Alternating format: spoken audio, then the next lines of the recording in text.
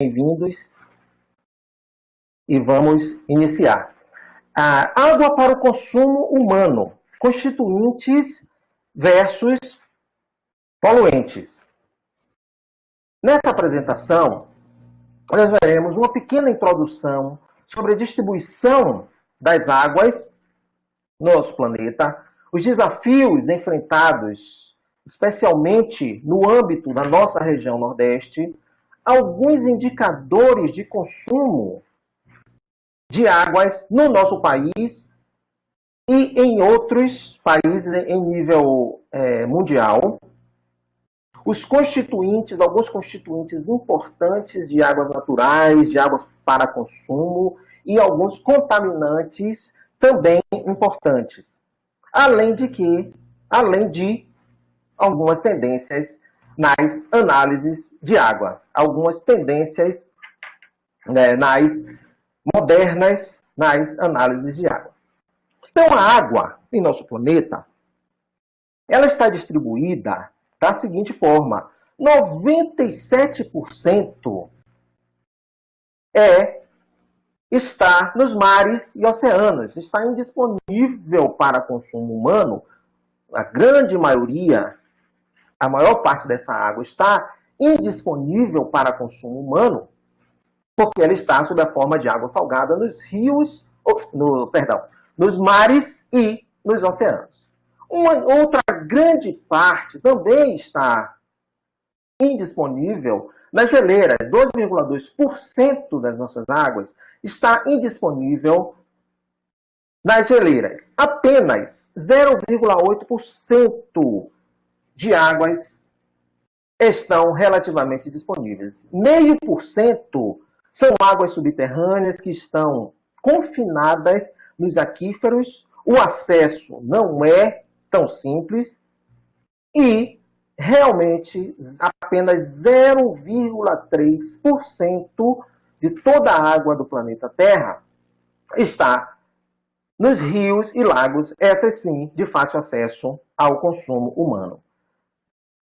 Estabelecendo uma comparação na distribuição dessas águas, então,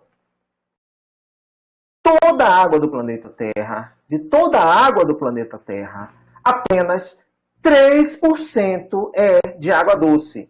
Uma grande parte está nas geleiras, outra parte nos rios e cachoeiras e águas subterrâneas.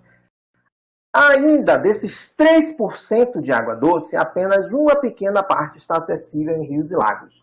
Fazendo uma comparação, é como se em um estoque de 2 litros de água, em uma porção, de 2 litros de água, apenas desses 2 litros, apenas um copo de cafezinho, 50 ml, aproximadamente 60 ml, estivesse sob a forma de água doce, e desses 60 mililitros, apenas estariam facilmente acessíveis 4 gotas de água. Essa é a proporção das águas acessíveis em rios e lagos. Quais são os desafios? Segundo a agência Eco-Nordeste, quais são os desafios enfrentados pela nossa região para uma boa gestão de água, para o consumo consciente, uma boa gestão de águas? A expansão da infraestrutura para a coleta e o tratamento dos esgotos domésticos, o aumento do controle de fontes poluentes de origem agropastoril e industriais, a proteção das nascentes, a recuperação e a restauração da vegetação no entorno dos corpos d'água, a expansão da infraestrutura para a coleta e o tratamento de esgotos domésticos e o combate à erosão e à desertificação. Ou seja, são 6 desafios muito bem estabelecidos que nós precisamos, no âmbito nacional, especialmente na região Nordeste, precisamos atingir. Como a água é usada? Como a água é usada no nosso país e no âmbito mundial? Geralmente, quando Quando falamos em uso de água, nós nos remetemos ao uso doméstico, ao uso em residências, a compra de águas engarrafadas, a recreação, a lavagem de roupas ou atividades domésticas. Mas a água é usada em muitas outras atividades. E vamos ver, temos um ranqueamento das cidades brasileiras que mais utilizam água, que mais consomem água. Então vamos lá.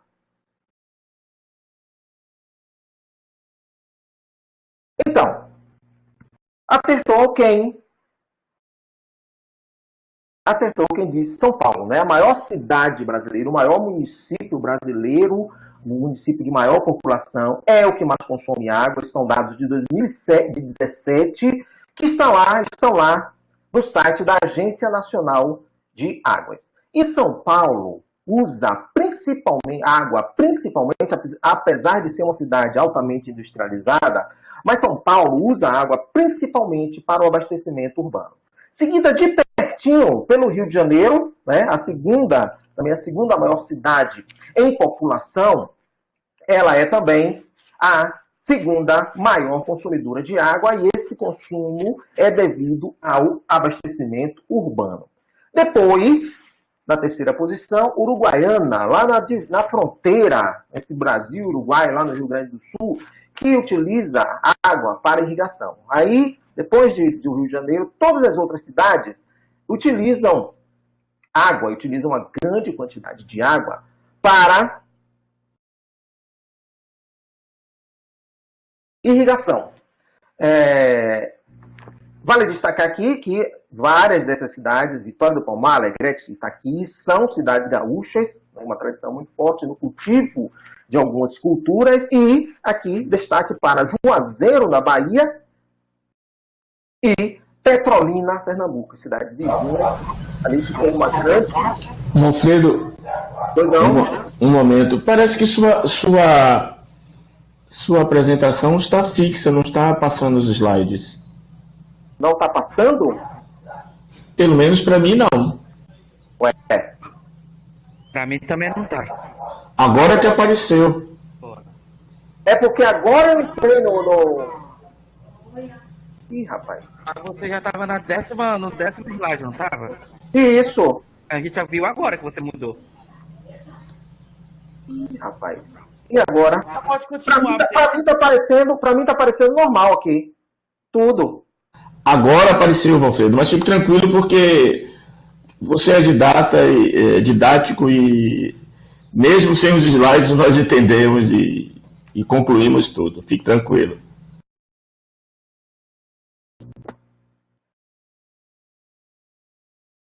O senhor não quer fazer um teste, não? Para a gente passar? Porque são muitos slides e vai chegar em alguns momentos que são estruturas, são sistemas, e aí precisa de visualização. Se você colocar como apresentação, vê se amplia, talvez amplie.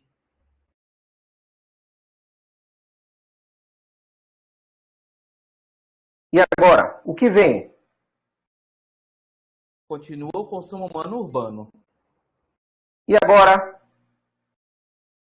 Mudou? Não. Pra mim, não. Aqui para mim muda. Muda normal.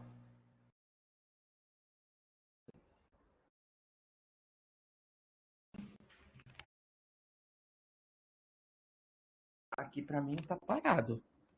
Não sei se pra alguém tá mudando. Tá mudando pra alguém? O pessoal também parece que tá parado. Parado, Alfredo. E agora? Vou tentar carregar de novo. É PowerPoint ou PDF? É PowerPoint, né? É PowerPoint, é. Pode ser isso. Talvez o PDF está funcionando melhor. Mas vamos ver. É a animação. E agora? Agora aparece. Agora aparece. Vamos ver aí. E agora? Agora sim. Agora sim. Pronto. Vamos lá. Vamos novamente. O que vocês veem como a água é usada. Beleza pura. Então, vamos lá. Consumo, confere? Consumo por setor. Beleza pura. Então, vamos lá. Conseguem, só mais um teste, professor. Deixa eu ver aqui. Conseguem ver o movimento? Sim, sim. Pronto. Então, vamos lá. Tá, eu estava nas cidades, mas vamos lá. Vamos aqui no consumo por setor, por atividade do Brasil. Então, no nosso país, a atividade que mais consome água é a irrigação. 52% da nossa água é gasta com irrigação, da nossa água doce para consumo. 24% no abastecimento urbano, indústria e uso animal, ficam com 9% e 8% respectivamente, o resto termoelétrica, abastecimento rural e a mineração. Observem que, se nós mudarmos de país, esses dados já mudam. Aqui no Brasil, irrigação é o que consome mais água, mas se nós passarmos para os Estados Unidos, lá a geração de eletricidade abocanha nada menos que quase metade da água para consumo humano. Então, essa água usada na geração de eletricidade é a água usada em usinas de eletricidade a carvão, a gás e nas usinas nucleares. Depois vem a irrigação e aí o abastecimento urbano. Aqui, de volta, o consumo de água por cidades, por municípios. Então, levando-se em consideração todos os usos, então, São Paulo é a cidade que mais gasta água, devido principalmente ao abastecimento urbano. Mas São Paulo também é destaque na indústria, no gasto de água, no consumo de água com a indústria. Vamos ver adiante. No consumo humano urbano, então, o consumo segue a ordem, segue aproximadamente a população. Então, as cidades mais populosas, evidentemente, vão apresentar o consumo maior. Aí vem São Paulo, Rio de Janeiro, nessa ordem, e depois Salvador. Observem que, em alguns casos, como no caso de Salvador e Brasília, a ordem não segue estritamente a população. Então, Salvador, apesar de ter uma população um pouco menor do que Brasília, pouco menos de 200 mil habitantes menor do que Brasília, mas Salvador consome mais água. O mesmo acontece quando observamos Belo Horizonte e Fortaleza. Então, apesar de Belo Horizonte ter uma população um pouquinho menor do que Fortaleza, mas BH consome mais água. O mesmo acontece entre Recife e Curitiba. Os números são muito próximos, mas a verdade é que o consumo urbano, logicamente, ele segue a população. E o consumo humano rural? Então, são cidades nas quais a maioria da população vive em zonas rurais. Qual cidade mais consome? São José de Ribamar, bem pertinho, mas muito próximo de São Luís do Maranhão, que apresenta o maior consumo. Então, Petrolina, também isso aqui, é apenas o consumo humano. Brasília também tem uma população rural que também consome bastante. E aí seguem as cidades do Pará, Barcarena, Santarém, Cometá, Cabo Frio no Rio, Abaetetuba no Pará e Ibiúna, São Paulo. Um termo muito importante, usado pelos estudiosos, em consumo de água, é a chamada pegada de água.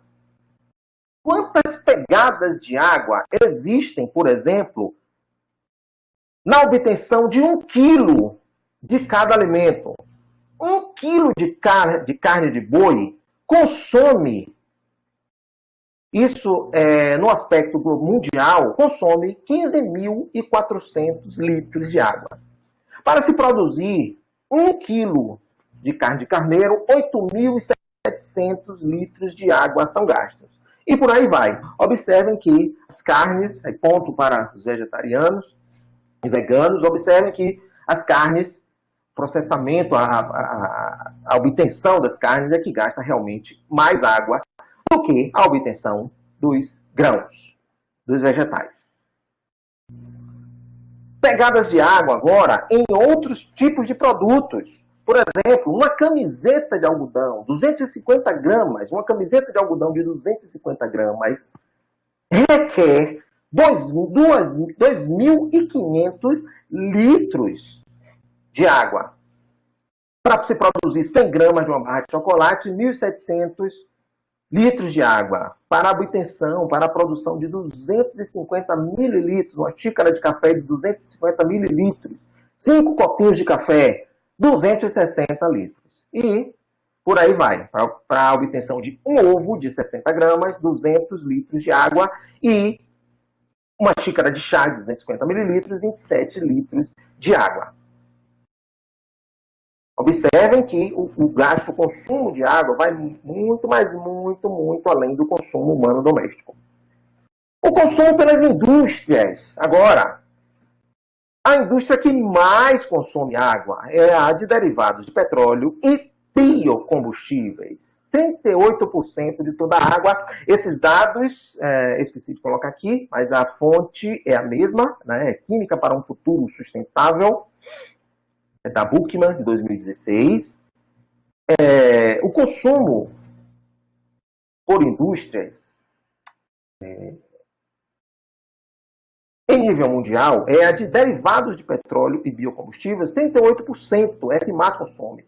Mas também papel e bebidas têm um consumo de destaque, seguidas por produtos alimentícios, né, com destaque para as carnes, e metalurgia. Dados da Agência Nacional de Águas, as cidades industrializadas no Brasil, que é um dos países mais industrializados do mundo, então, a cidade que tem um parque industrial bastante significativo é a que mais consome, devido a esse parque. Então, em relação à indústria, com atividades da indústria, São Paulo consome 4,965 metros cúbicos por segundo. São dados de 2017. Seguida pelo Rio de Janeiro, Três Lagoas, em Mato Grosso do Sul, que se destaca, assim como Mucuri, se destaca pela agroindústria, e Mucuri, na Bahia, que se destaca pela indústria de papel, também é uma grande consumidora de água.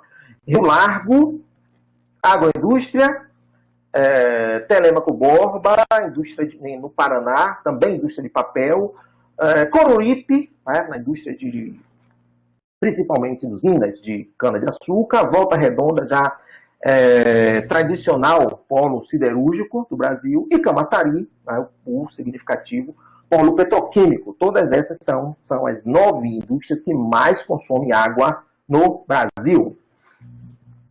Então, o consumo por município agora, com agricultura. Santa Vitória do Palmar, lá no Rio Grande do Sul, Uruguaiana, Alegrete, Itaqui, são cidades que têm a cultura tradicional de arroz. Então, elas consomem, são as que mais consomem em relação à agricultura. Fruticultura, em Juazeiro, e Petrolina, Barreiras, na Bahia, também merecem destaque.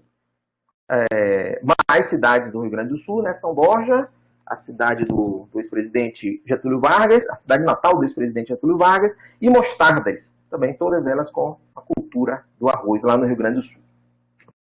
Atividades de mineração. Então, retiram água do meio ambiente, retiram em metros cúbicos por segundo. Também, mais uma vez, dados da análise da Agência Nacional de Águas.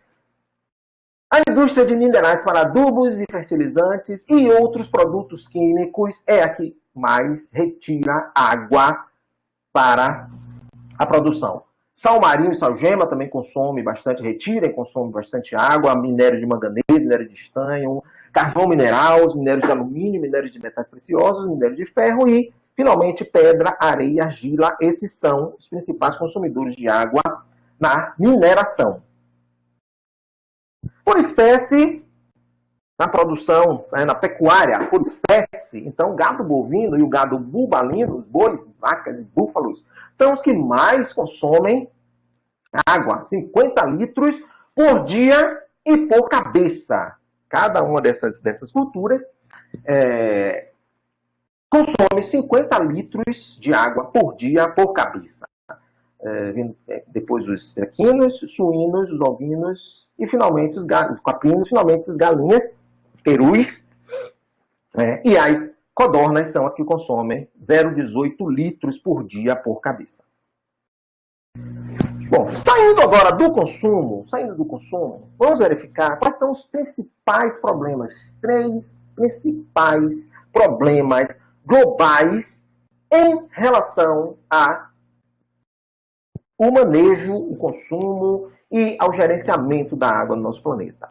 Primeiro, as variações climáticas globais. As variações climáticas, o aumento da temperatura de rios, mares, do planeta como um todo, aumentam, né, a ocorrência de fenômenos como, por exemplo, a chuva ácida e contaminantes que já vêm naturalmente no planeta. O excesso de consumo e o uso ineficiente, né, o uso não sustentável, a não reposição adequada da água. Esses são 2 problemas. E o terceiro problema seria, então, a contaminação. Esse é um dos principais problemas. Não só da água para consumo humano. Claro que para a água também o meio ambiente. Então, a água, os mares, os oceanos, os rios, os lagos e até os aquíferos. Apesar dos aquíferos serem uma fonte de água que está relativamente protegida, mas também já existem relatos de contaminação, né, dos aquíferos, principalmente por derramamentos industriais e chorumes.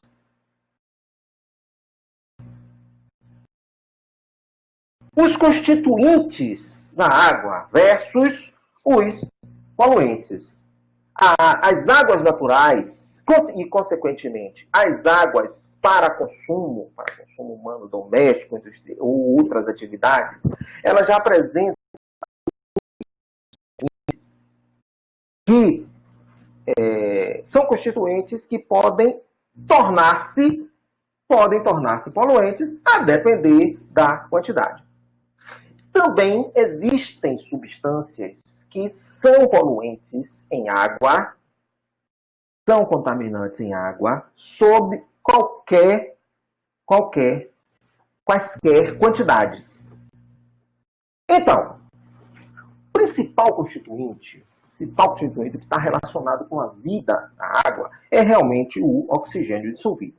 Depois vem a matéria orgânica, os compostos de enxofre e os compostos de nitrogênio. Embora existam vários outros constituintes normais, sais dissolvidos e outros, mas, devido ao tempo, aqui vamos focar apenas nestes.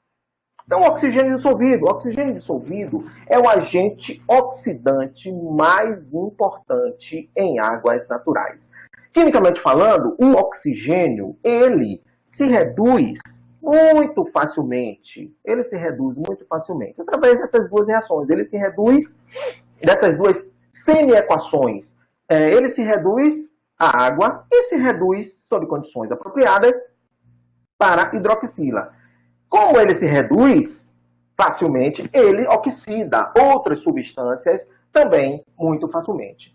Concentração de oxigênio em água é baixa. Sob o ponto de vista ecológico, 8,7 miligramas por litro a 25 graus Celsius. Por quê? Porque o oxigênio dissolvido na água, ele pode reagir, como indicam essas semi-equações aqui, ele pode reagir, então a sua concentração diminui. Outro fator que também pode influenciar bastante a quantidade de oxigênio em águas, como de quaisquer outros gases, é a temperatura. Vamos ver. observem que existe uma proximidade muito grande. 8,7 miligramas por litro é a solubilidade do oxigênio a essa temperatura. Os peixes necessitam, em sua maioria, de ao menos 5 miligramas por litro de oxigênio. Se essa quantidade de oxigênio diminui na água, então há mortandade. Uma solução, em muitos casos, para muitos corpos d'água, é a aeração contínua, que deve aumentar a quantidade de oxigênio,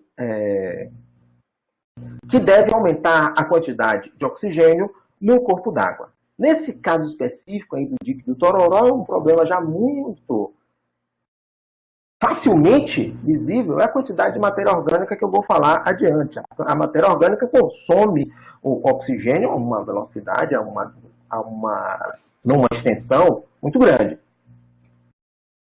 Se o oxigênio é solúvel em água a determinada temperatura, então, se a temperatura é aumentada, a quantidade de oxigênio na água diminui. É a chamada poluição térmica. Aquela água vinda principalmente de sistemas de refrigeração, em usinas geradoras de energia elétrica, qualquer água usada para sistemas de refrigeração. Se essa água, a uma temperatura maior do que a temperatura ambiente, é lançada para um corpo d'água, então a quantidade de oxigênio diminui. Além disso, a hemoglobina dos corpos vivos, tem pouca afinidade com o oxigênio aquecido. Quais são os efeitos da poluição térmica, então? A solubilidade dos gases diminui com a temperatura, logicamente, como eu disse, é um decréscimo na quantidade de oxigênio dissolvido na água. Ocorre a diminuição do tempo de vida de algumas espécies aquáticas, o que afeta os ciclos de reprodução, e também a ação de poluentes que já ocasionalmente estão presentes na água pode potencializar-se pelo aumento da velocidade das reações. Muitas reações aumentam a sua velocidade com o aumento da temperatura. Então, um poluente que tem uma ação maléfica na água, com a temperatura aumentada, ele vai potencializar mais ainda essa ação. Um outro constituinte muito comum em algumas águas naturais é a chamada matéria orgânica. A matéria orgânica, qualquer matéria dissolvida em água que contenha carbono. Geralmente as águas limosas, pantanosas, a do dique de Tororó, como nós vimos, né? Elas consomem oxigênio muito rapidamente, é uma extensão muito grande. Se elas consomem oxigênio, há uma demanda muito grande, né, de oxigênio naquele corpo e as outras espécies pode faltar para as outras espécies. Observem que o resultado, né, desse consumo é gás carbônico e água. A matéria orgânica, ela não se decompõe apenas na presença de oxigênio. Curiosidade, a matéria orgânica presente em águas, muitas vezes o oxigênio é tão escasso em algumas águas que a matéria orgânica ela se decompõe sob condições de não oxigênio. Por exemplo, sob a ação de algumas bactérias, a matéria orgânica pode sim ser decomposta, mas aí, ao invés de gerar gás carbônico e água, ela pode gerar gás carbônico e metano. Metano é um gás inflamável e, sob condições apropriadas, um fenômeno, né, muito interessante ocorre em cemitérios, pântanos e brejos, ou seja, a decomposição da matéria orgânica sob condições de não oxigênio pode gerar o gás metano, que pode depender de condições, principalmente de temperatura, pode se inflamar espontaneamente. Em alguns ambientes, a coloração da chama pode mudar, porque aí podem vir, como cemitérios, por exemplo, podem vir fosfina e alguns sais de cálcio que têm uma coloração mais brilhosa, o que origina um fenômeno chamado de fogo-fato.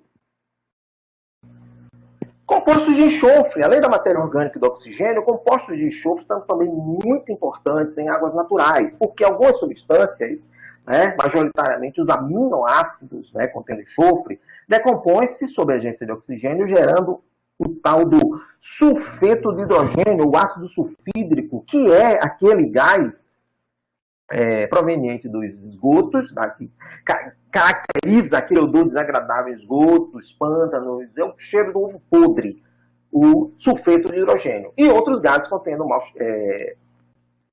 enxofre, como o metanotiol e outros tióis. Os compostos de nitrogênio são responsáveis, nitrato especificamente, eles são responsáveis pelo crescimento de plantas nas águas. Então, observa-se que os íons nitrato em águas, especialmente em áreas de culturas agrícolas, têm aumentado devido ao uso de fertilizantes nitrogenados. O excesso de fertilizantes nitrogenados termina por lixiviar uma quantidade de compostos de nitrogênio para as águas. O excesso desses compostos de nitrogênio, majoritariamente íons nitrato, resulta em camadas de algas. Então, muitas vezes, algas proliferam em corpos aquáticos, nos rios, nos mares especialmente, devido à grande quantidade de compostos de nitrogênio. Quando essa quantidade de algas aumenta e são geradas algas que liberam toxinas, o fenômeno é chamado de maré vermelha. Algumas marés vermelhas já foram identificadas, inclusive no Brasil, alguns anos atrás, uma maré vermelha de uma extensão muito grande e bastante grave, porque essas algas elas têm a característica de uma coloração, elas têm uma coloração característica avermelhada e liberam toxinas que são mortais para muitos organismos. Bom, falando dos constituintes, os principais constituintes, alguns dos principais constituintes, o oxigênio, a matéria orgânica, os compostos de nitrogênio, os compostos de enxofre, e agora vamos falar dos contaminantes, os poluentes, os contaminantes quaisquer materiais danosos para a saúde humana e que degrada o sabor e a cor da água. Pode ser físico, químico, biológico e até radioativo. Nem todos os contaminantes são monitorados ou controlados. Existem muitos cosméticos e fármacos, principalmente, que são despejados nos esgotos, têm causado alterações nos corpos d'água e principalmente na flora e fauna aquáticas e que ainda não são devidamente monitorados ou seu descarte controlado. Bom, existem muitas substâncias que podem ser consideradas poluentes. Entre elas, os pesticidas, resíduos de fertilizantes, o chorume, aquele líquido proveniente dos lixões, dos aterros sanitários, os metais, os fármacos, os cosméticos, combustíveis e muitos, muitos outros. Vamos aqui falar sobre alguns metais. Metais pesados. Muitos cientistas, muitos químicos não gostam do termo metal pesado. Coincide que os metais ditos pesados são tóxicos, Os metais são chamados de pesado, evidentemente, devido à sua densidade. Então, pode-se observar o mercúrio, cuja densidade é 13,5 gramas por mililitro, o chumbo, o cádmio e o arsênio, e em comparação com outros metais, são mais densos, muito mais densos do que os outros metais e do que a água. Então, esses metais tóxicos são muitas vezes chamados de pesados, devido, evidentemente, à sua densidade. Curioso é que os elementos condensados, os metais, quando dizemos metais, o metal na sua forma pura, na sua forma elementar, desculpem, o chumbo sólido, o cádmio, o mercúrio, o arsênio, eles não são particularmente tóxicos. Porque essas espécies químicas não conseguem penetrar em muitas estruturas dos organismos vivos. As formas catiônicas, as formas carregadas e as formas orgânicas dos metais é que são realmente tóxicas, porque elas têm uma mobilidade muito grande e muito maior do que as formas elementares. Então não basta dizer que tal metal, não basta explicar que o mercúrio é tóxico. Temos que dizer qual espécie do mercúrio é que realmente é tóxica. E aí vem a necessidade já de se identificar e se quantificar espécies, não apenas elementos. É a parte da química que nós chamamos de espécie, da química analítica, que nós chamamos de especiação. Não basta, por exemplo, não basta determinar chumbo, o elemento chumbo. Tem que se determinar se o chumbo está na forma orgânica, se está na forma catiônica. Bom, o primeiro dos elementos, o que tem uma toxicidade destacada, é o mercúrio. O mercúrio, que é aquele elemento cujo nome que foi batizado em homenagem ao deus romano, né, que era o mensageiro dos deuses, o deus Mercúrio. Em latim, hidrágeno é chamado de prata, que significa prata líquida. O mercúrio tem centenas de aplicações e uma delas já está quase em desuso. São as lâmpadas fluorescentes que têm sido gradativamente substituídas, fortemente substituídas pelas lâmpadas de vapor de sódio na iluminação pública e pelas lâmpadas de LED, que são mais eficientes e muito menos tóxicas. O mercúrio, durante muito tempo, usado em garimpos, já que ele forma com o ouro uma liga. Então, o mercúrio é uma espécie de separador, uma espécie de extrator. Ele forma uma liga com o ouro e a prata, né, com os metais preciosos, e separa esses metais da escória. E essa prática causou o envenenamento de muitos e muitos rios, no Brasil, principalmente. Metilmercúrio, essa substância, essa espécie CH3HG mais carregada, é uma toxina mais potente que os sais, porque devido à sua parte orgânica, o CH3, ele é solúvel no tecido gorduroso. Então ele penetra nas barreiras do sangue, cérebro, na placenta, coisa que o mercúrio dos mais catiônicos e o mercúrio elementar não faz. As espécies aquáticas, os peixes, os crustáceos, os moluscos, absorvem metilmercúrio, porque eles processam muita água. Então, à medida que a água vai passando, vão se concentrando o metilmercúrio, né, nos corpos aquáticos, nos animais aquáticos. O peixe, aí, quanto maior o tamanho do peixe, a sua idade, maior a quantidade de metilmercúrio que pode ser encontrada. Um outro elemento que tem uma importância toxicológica muito grande é o chumbo. E o chumbo tem uma importância toxicológica maior porque estamos mais expostos a chumbo do que a mercúrio. O chumbo apresenta um ponto de fusão 327 graus Celsius, é um ponto de fusão baixo que torna ele um metal facilmente trabalhado e moldado.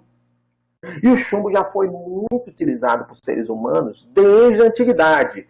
Romanos usavam o chumbo em dutos de água e em recipientes de cozinha. Além dessas utilizações, os romanos também adulteravam o vinho com sais de chumbo para tornar o vinho mais adocicado.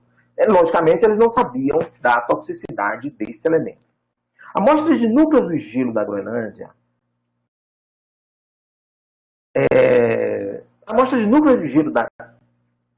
da Groenlândia mostraram que os níveis de chumbo na atmosfera atingiram um valor máximo com os romanos, ou seja, foi na era da Roma antiga que a utilização de chumbo foi máxima. Então, essas amostras de núcleo mostraram uma grande quantidade de chumbo no ar confinado.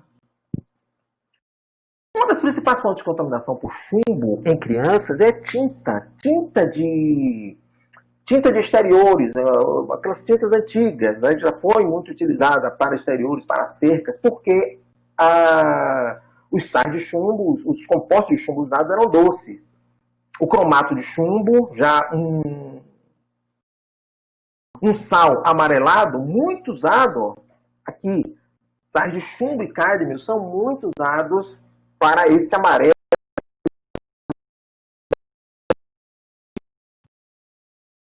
Um composto de chumbo bastante importante, aliás, compostos de chumbo bastante importantes são os chumbos tetravalentes. Tetrametilchumbo e tetretilchumbo, que já foram usados há algum tempo como antidetonante da gasolina. Essa prática foi progressivamente suspensa em alguns países. E a grande maioria dos países já eliminou a adição de tetrametilchumbo e tetretilchumbo da gasolina, já que esse uso aumentava muito, né, a descarga de chumbo desse elemento através dos automóveis. A eliminação do chumbo da gasolina é um sucesso ambiental histórico, é muito comemorado pelos ambientalistas. Um terceiro elemento também toxicologicamente muito importante é o cádmio. A maior parte do cádmio utilizada pelos seres humanos é produzida como subproduto da fusão de zinco. Cádmio ocorre usualmente, os minérios de cádmio ocorrem usualmente junto com o de zinco. Outro processo, outra atividade humana que introduz cádmio no ambiente é a combustão do carvão. Outro uso também são as baterias recarregáveis ainda de níquel-cádmio. O sulfeto de cádmio, esse elemento sulfeto de cádmio, é usado para produzir cores amarelas também. Muito usados para produzir cores amarelas brilhantes. Os fabricantes, apesar de toda a controvérsia desse elemento tão tóxico, né, usado em corantes, em tintas e pigmentos, os fabricantes opõem-se a qualquer proibição, porque até agora não se conseguiu um substituto à altura.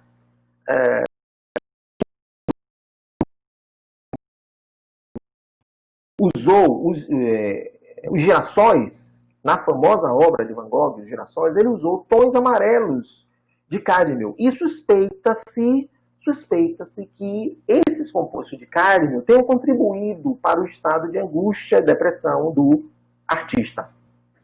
Aqui, dois alimentos, né, a combinação de dois alimentos que são campeões em quantidade de cádmio quando expostos: arroz e frutos do mar.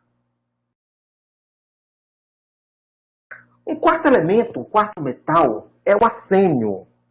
O arsênio ele já foi muito usado como veneno no passado. Seu uso tem sido gradativamente diminuído, já foi muito usado como veneno, como pesticida, antes do advento dos pesticidas orgânicos.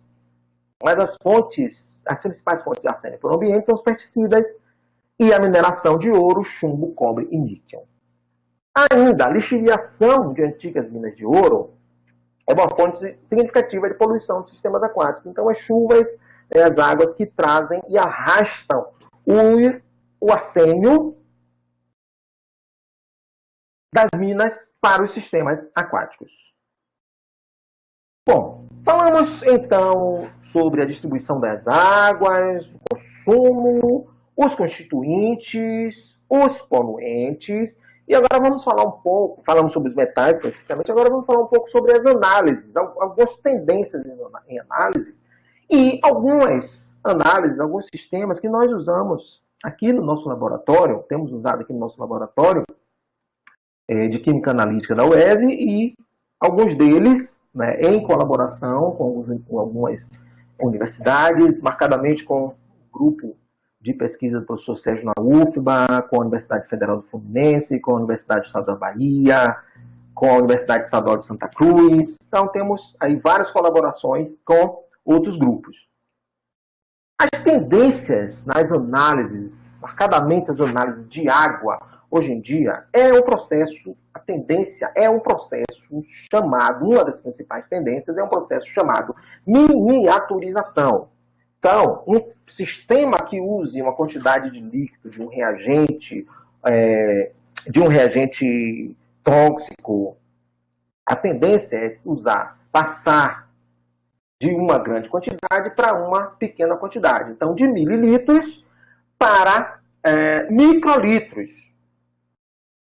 O uso, assim, em concordância com o que nós chamamos de química verde, em concordância com métodos ambientalmente corretos,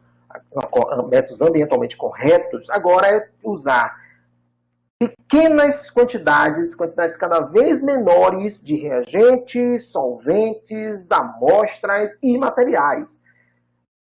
Fazendo uma comparação, passando de mililitros para microlitros, é como se nós passarmos de uma xícara de café para a quantidade de um conta-gotas, para realmente uma gota. Além dos materiais, os próprios laboratórios já são miniaturizados. Então, ao invés de todo esse espaço agora requerido para bancadas, equipamentos e o laboratório de uma forma geral, agora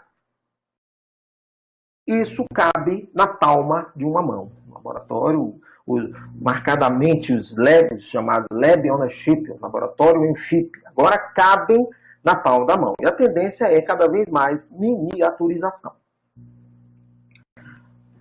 Uma outra tendência é a portabilidade. Então, não mais equipamentos que ocupam muito espaço, que não podem ser facilmente transportados. Agora, equipamentos que, além de serem de aquisição fácil, como smartphones, mini câmeras, esses equipamentos e sistemas podem ser levados a campo. As análises, ao invés agora de se analisar a água de um rio, trazendo a água para o laboratório, podemos levar o laboratório até aquele corpo d'água. Isso evitaria muitos problemas que poderiam ser encontrados nesse transporte. Então, existem várias e várias tecnologias agora digitais, como para outras atividades, mas marcadamente para a análise de água. Muitos equipamentos, muitas tecnologias, com smartphones, com mini câmeras, com microscópios portáteis, podem agora ser usados na análise de água. E outros materiais também, que apesar de não serem mínimas, que são facilmente acessíveis, webcams e scanners. Todos eles já são usados nas análises de água. No nosso laboratório, nós usamos um trabalho em colaboração com a Universidade Federal da Bahia, então, com o grupo do professor Sérgio Ferreira. Nós desenvolvemos um trabalho que promovia a dispersão de um solvente, ou seja, a quebra daquele solvente em pequenas partículas. Então, ao invés de usar uma quantidade grande, uma quantidade inteira do solvente, nós simplesmente quebramos aquele solvente em um processo chamado dispersão ou microextração dispersiva, e aquele solvente quebrado em várias e várias pequenas gotículas, ele extraía o cobalto de águas. Esse cobalto, então, após uma centrifugação, esse cobalto ele ficaria, então, nessa parte colorida no fundo de um tubo de ensaio. Mas como se dá a análise? Como se dá a medida desse cobalto? Em uma caixa de madeira, aqui ela está transparente, mas ela é totalmente opaca, construída em laboratório, com uma lâmpada interna também devidamente e adequadamente posicionada, nós introduzimos o tubo de ensaio.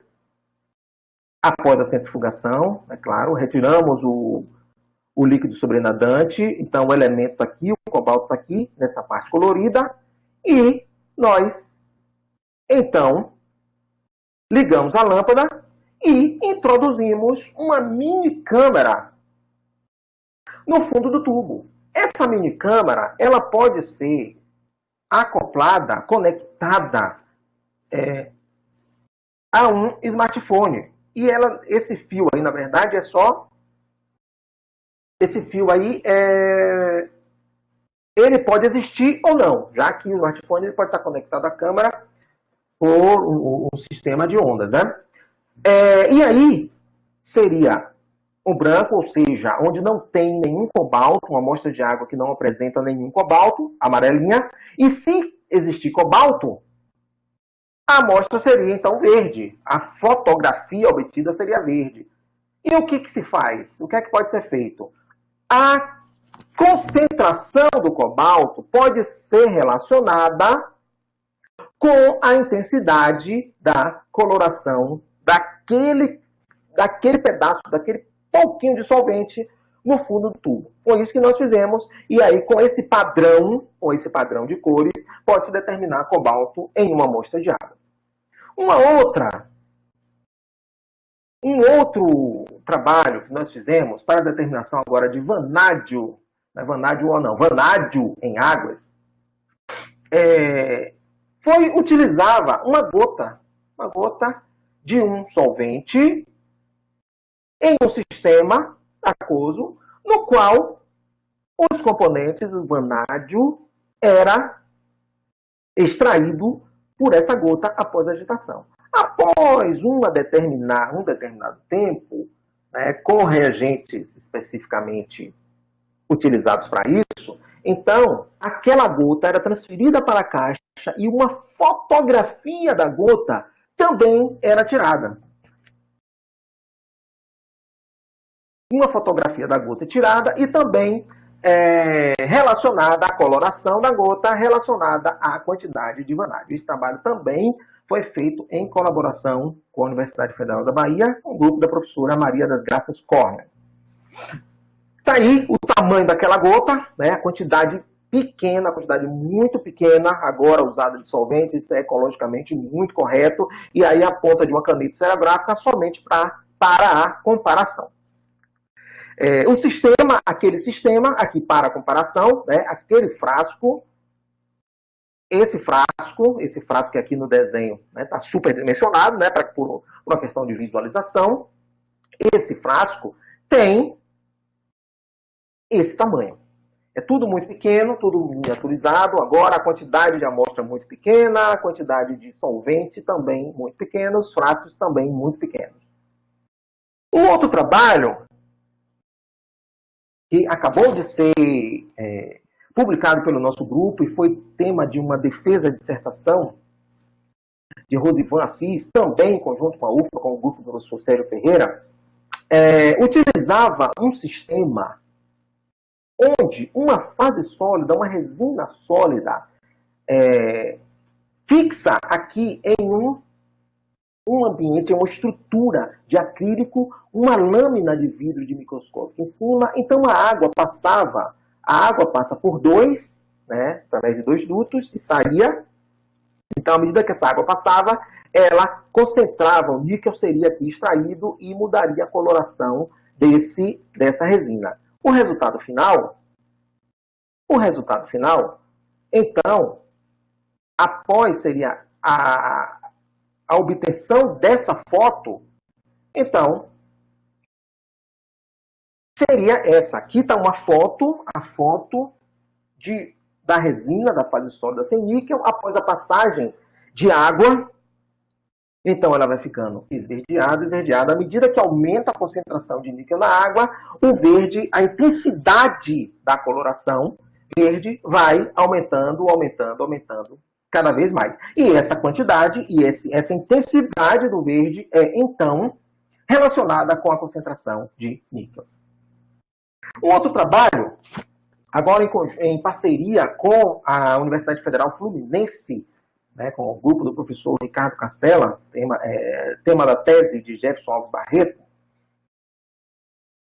é a determinação de níquel em águas, um método que também foi criado aqui no Laboratório de Química Analítica da UESB-Jequié, que se utilizava níquel uma amostra de água contendo níquel, que era aspirada até uma seringa comum de vidro, de 20 mililitros, então a ponta dessa seringa fechada, e o êmbolo faz então esse movimento manual. Puxa, solta o êmbolo, até que uma dispersão ocorre, né, devido às gotículas de solvente. Após essa dispersão, então, a amostra, o sistema inteiro, né, é devolvido a um tubo de ensaio e a amostra centrifugada e logo depois levada até a caixa para a obtenção das fotografias. Bom, com tudo o que foi apresentado, principalmente em relação à análise e ao consumo, a tendência é que cada vez mais sistemas e processos ecologicamente aceitáveis sejam desenvolvidos. Tanto os sistemas de análise quanto os sistemas de reutilização, os sistemas sustentáveis, cada vez mais sejam apenas aqueles ecologicamente aceitáveis desenvolvidos. No caso de procedimentos de laboratórios, reagentes e solventes, o uso de reagentes e solventes biodegradáveis tem aumentado muito. Pouca geração de resíduos também tem sido o foco de muitos sistemas. E isso está de acordo com a chamada química verde, o que nós chamamos de química verde. Outra tendência, como eu disse, nos sistemas de análise, a miniaturização, o custo é relativamente baixo. Sistemas de custo relativamente baixo, não faz mais sentido sistemas tão caros e complexos e que também não sejam ecologicamente amigáveis. Outra tendência é a tecnologia de fácil acesso, com o advento de smartphones, de webcams, cada vez mais popularizados. Há também a tendência na popularização dos métodos e das ciências como um todo. Além de uma versatilidade nesses sistemas e nesses processos devido à grande quantidade de equipamentos e acessórios que estão hoje disponíveis no mercado. Era isso o que eu tinha a dizer. Agradeço, né, como sempre, aos nossos financiadores, o CNPq, a CAPES, o Conselho Nacional de Desenvolvimento Científico e Tecnológico, a Coordenação de Aperfeiçoamento do Pessoal do Nível Superior e a Fundação de Amparo à Pesquisa do Estado da Bahia, que tem financiado as nossas pesquisas, as bolsas remanescentes dos nossos alunos. Agradeço especialmente ao convite do professor Sérgio, agradeço ao professor Sérgio, o meu mestre, meu orientador de iniciação científica, mestrado e doutorado. Aquele abraço, muito obrigado, professor. A toda a comunidade da UFBA, né, que eu ainda considero a minha casa, do Instituto de Química, de tantos e tantos trabalhos em colaboração, no passado, no presente e, com fé em Deus, no futuro.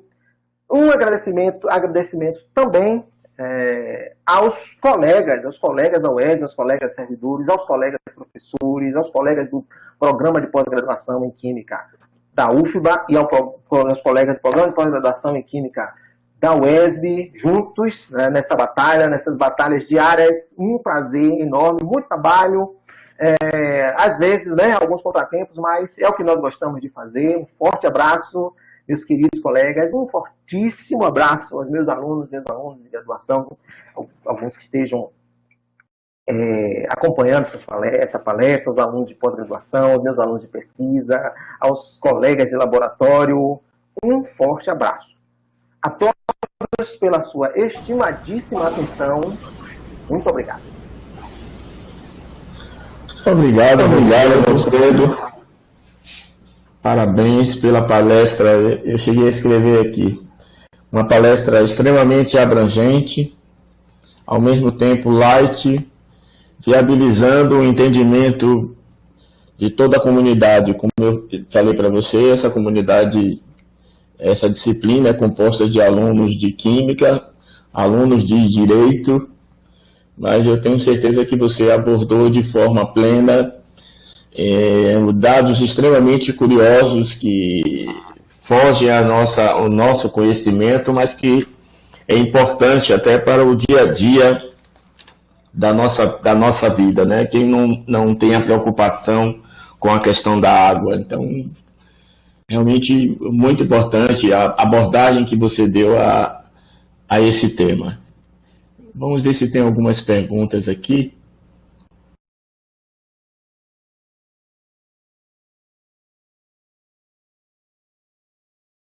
Alfredo, eu queria que você abordasse um pouquinho a questão de, no momento em que determinadas indústrias utilizam uma grande quantidade de água no seu monitoramento, no seu dia a dia da indústria, o que é que isso resulta em termos da água? Quais são as consequências?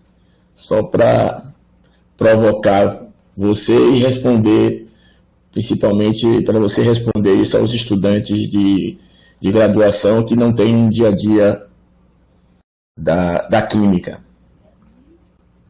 Na verdade, essa utilização, não só na indústria, mas em outras atividades também, mineração, agropecuária, essas atividades que envolvem corpos d'água, e aí elas demandam muito de análise dessas substâncias, e aí envolvem diversas técnicas, a nossa absorção atômica, as técnicas de metais de CP, MS, OS, as cromatografias, né, para grande quantidade de substâncias orgânicas que precisam ser monitoradas. E aí destaco também o trabalho do nosso Pronex, né, dos nossos projetos em colaboração, do Pronex Água, né, que em colaboração entre várias universidades da Bahia, no âmbito da FAPESB, que tem como foco água, muitos projetos que desenvolvemos, que tem como foco água e monitoramento, né, principalmente, análise e monitoramento dessas águas naturais, o que é de interesse de todos, é de interesse da sociedade como um todo, é de interesse das indústrias, é de interesse das empresas de mineração, agropecuária, e de todos nós, enquanto pesquisadores, de todos nós enquanto sociedade. Exato. Um dado adicional. Alguém me disse que, por exemplo, as indústrias de cerveja, elas procuram no país, aliás, em qualquer lugar do mundo, elas vão procurar serem instaladas em locais onde a qualidade da água seja adequada para a fabricação da cerveja. Então, a Lagoinhas, durante um tempo, foi muito utilizada. Acho que ainda é utilizada, tinha fábrica de cerveja, e um dos motivos era justamente a qualidade da água. Por outro lado, as indústrias de couro, uma vez me disseram que as indústrias de couro normalmente procuram ser instaladas em regiões onde tem rios próximos, pelo descarte.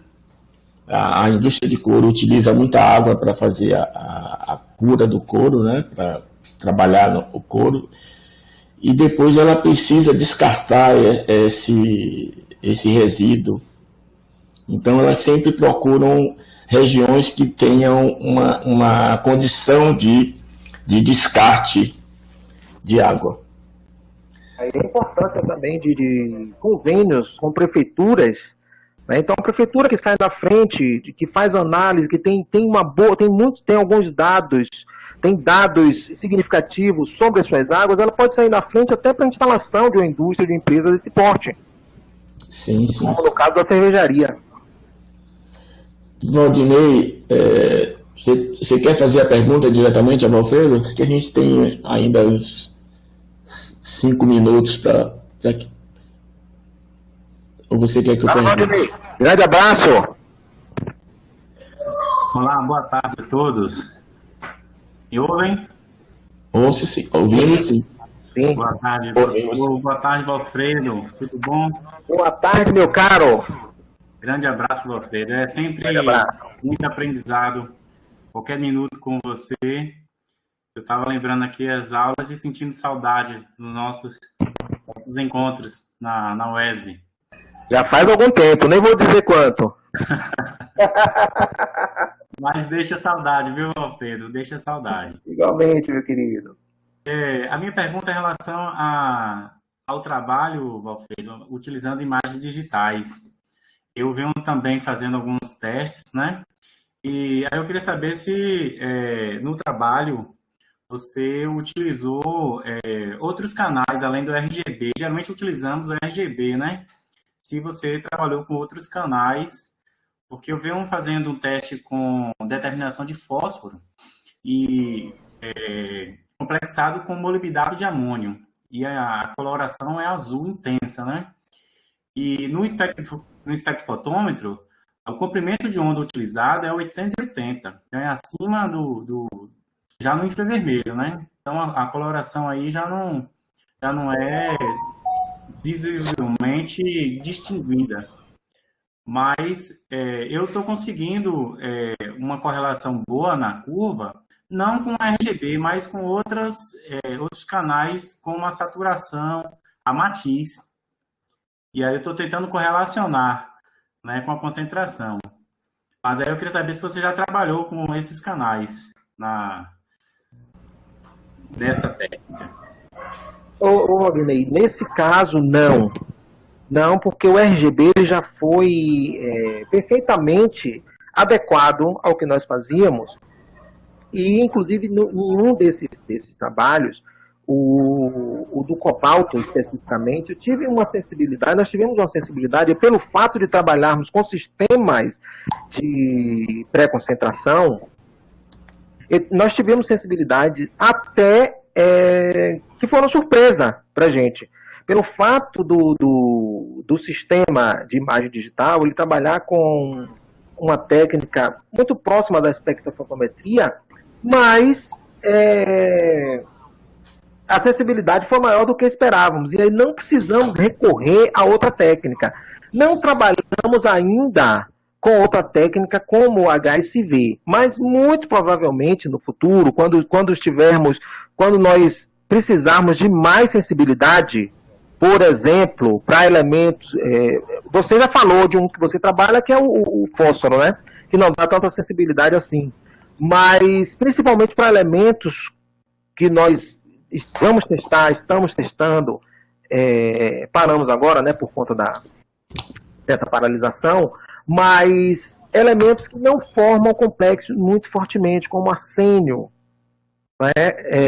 formam aqueles complexos menos estáveis. Então, muito provavelmente, nós vamos precisar, em métodos de pré-concentração, recorrer a outras técnicas que não os canais RGB. Mas ainda não usamos. Os sistemas nossos até agora, eles foram suficientes, eles deram sensibilidade suficiente só com RGB. Ok, Alfredo, perfeito. Grande abraço. Grande abraço, meu caro. Prazer falar com você novamente. Um grande prazer.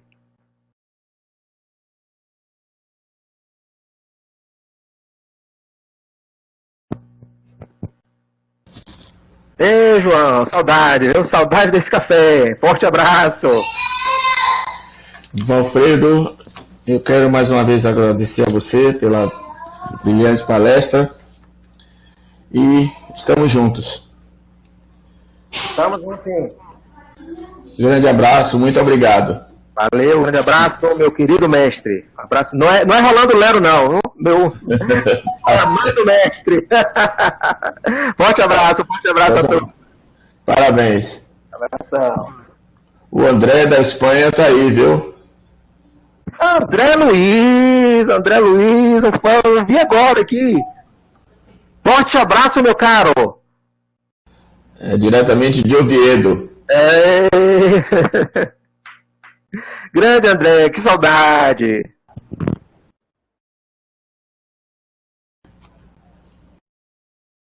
E na próxima semana nós teremos a nossa aula no mesmo horário, será Plágio e Autoplágio na Ciência. Será ministrada pelo professor João Pereira Júnior. Então, nesse mesmo bate-canal, um tema extremamente atual. E nós vamos, o Júnior vai trazer essa.